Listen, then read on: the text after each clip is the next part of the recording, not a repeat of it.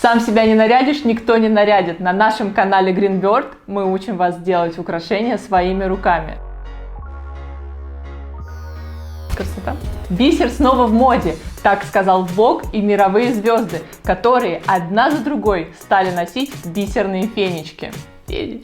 Поэтому забудьте все, чему вас учили в высших школах бисероплетения. Сегодня в моде бисерные ромашки. В этом ролике я покажу вам, как сделать цветочки из бисера.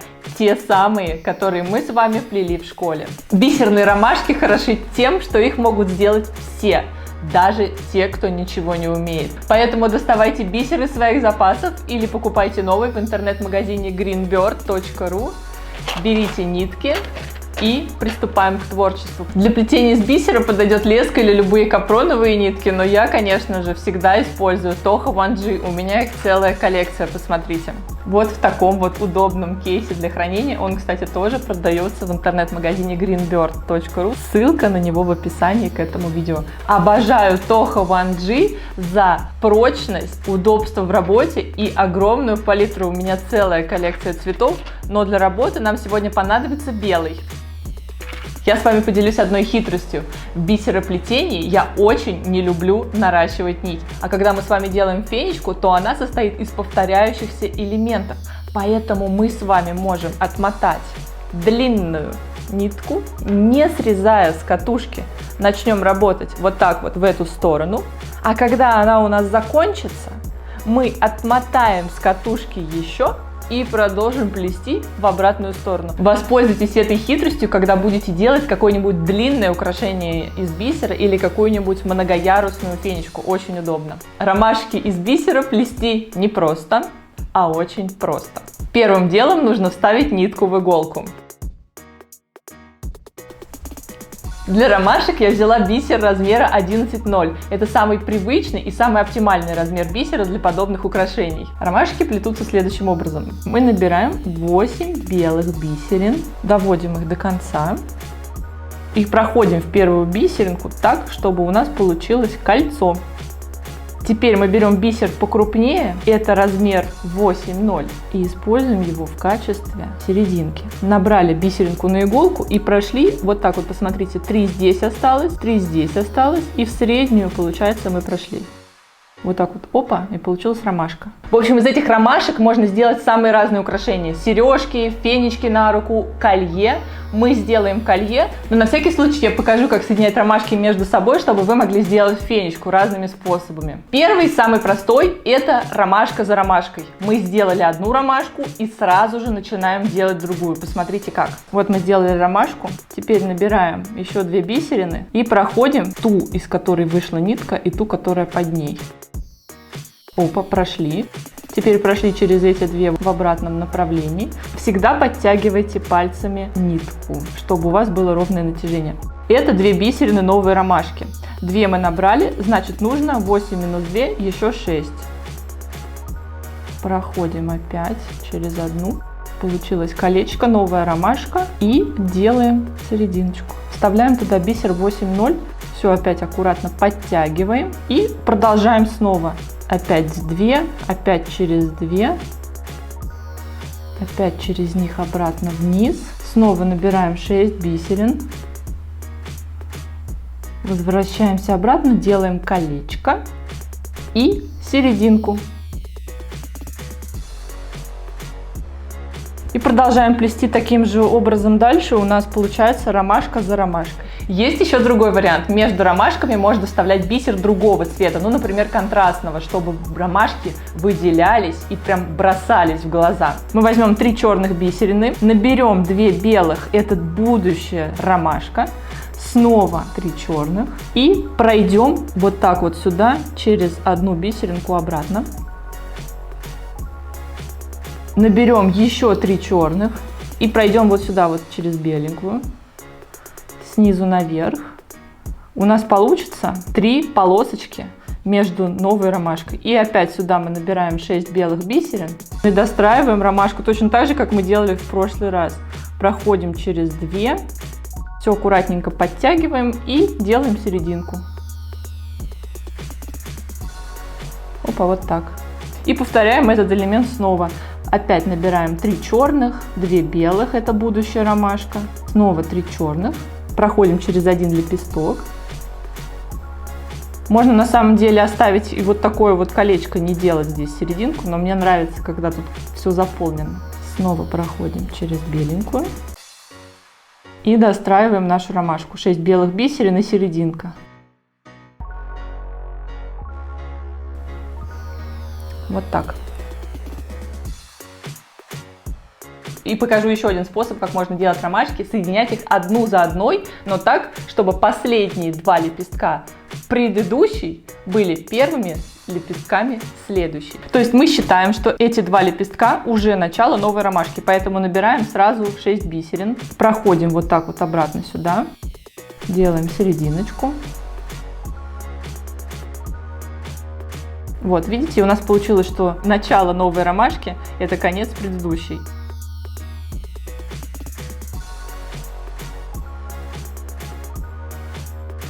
Добавили серединку. Вот, можно делать так. То есть ромашка за ромашкой цепляются друг за друга лепестками.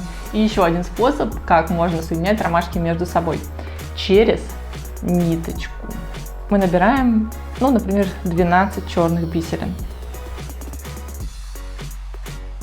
Набрали 12 черных бисерин, подтянули сюда и набираем 8 бисерин нашей будущей ромашки. Подтягиваем их тоже сюда и делаем кольцо. Набираем серединку и опять проходим так же, как мы делали в прошлый раз, через среднюю бисеринку с противоположной стороны. Вот так вот. Опа, получилась ромашка. И снова набираем 12 черных бисерин. В общем, разные существуют способы для того, чтобы соединять ромашки между собой. Я сейчас сделаю колье-трансформер. Это будет и колье, и фенечка. С помощью последнего способа, когда ромашки идут через бисерную нитку. На самом деле можно сделать целиком бисерные бусы, просто делайте их длинные-длинные-длинные, не забывайте лайфхак, который я вам показала в начале видео, и просто потом завязывайте нитки и будем надевать их через шею. Но я хочу себе сделать более современное украшение, это будет фенечка на цепочку, чтобы все-таки помнить, что я сделала его сегодня, а не в 7 классе.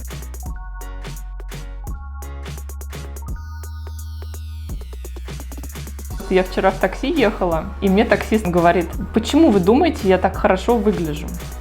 Я сижу на 3 диетах, потому что на одной не наедаюсь. А еще он сказал: не надо ругаться, надо веселиться. И еще что-то он сказал: я такая стройная, потому что ем 1 раз в день, с утра и до вечера. Да, таксист, он не замолкал, он меня развлекал всякими анекдотами. Всем смеяться после слова лопата.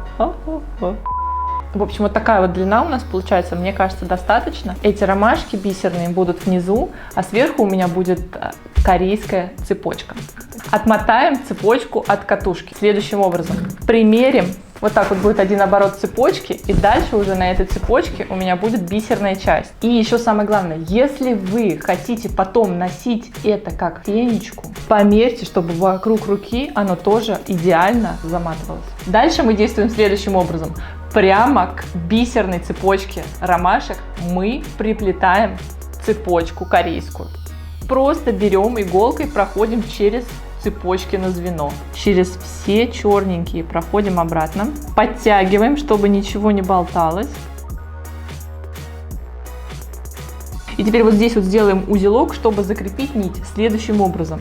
Просто берем, проходим вот так вот через нитку, делаем петельку и в эту петельку проходим в обратном направлении. Ну точно так же, как мы делаем узелки при шитье. Только это должно быть между бисеринами, между последней черной бисериной и ромашкой. Вот так вот, опа, и завязали узелок. Можно еще один для надежности.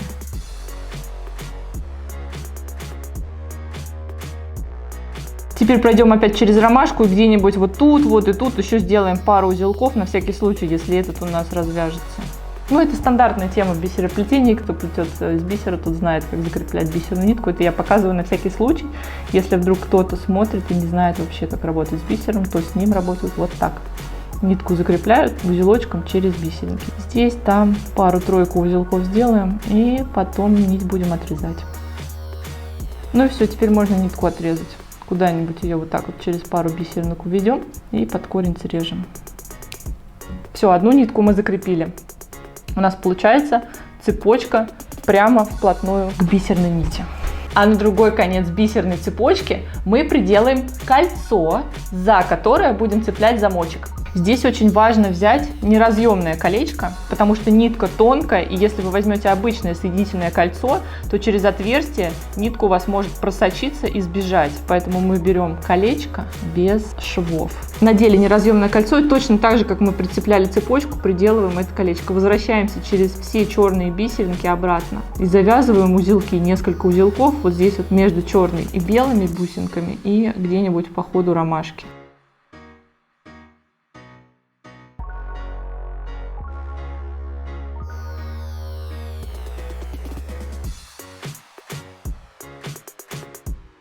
Все, сделали несколько узелков и можно обрезать нитку.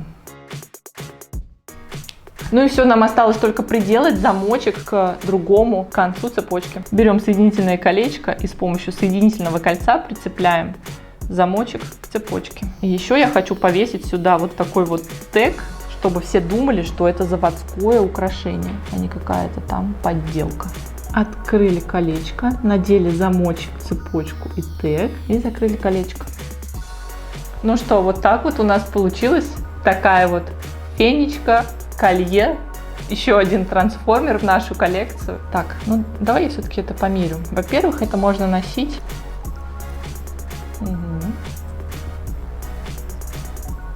Во-вторых,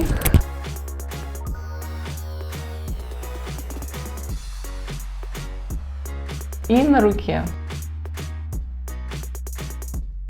Опа. Все, и браслет.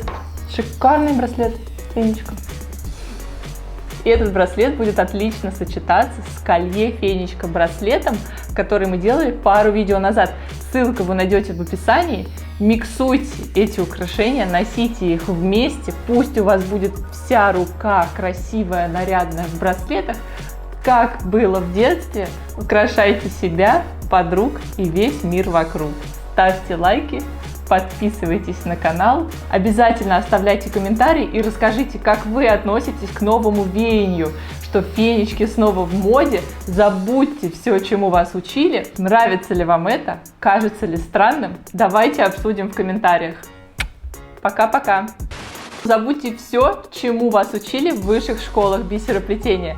Сегодня в моде бисерные ромашки. Фенечки. В этом ролике я покажу вам, как сделать ромашки. А я поверить не могу, что я рассказываю про ромашки. И когда мы с вами делаем фенечку, она бим! Я покажу вам, как можно соединять ромашки между собой, чтобы сделать фенечку.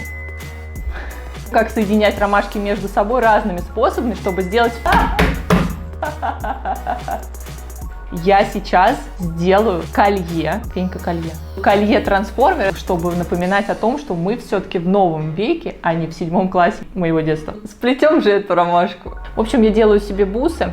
Чем что-то там отмерять 7 раз, если можно 1 раз отрезать. А теперь ромашки. А после этого нужно что-то было сделать или?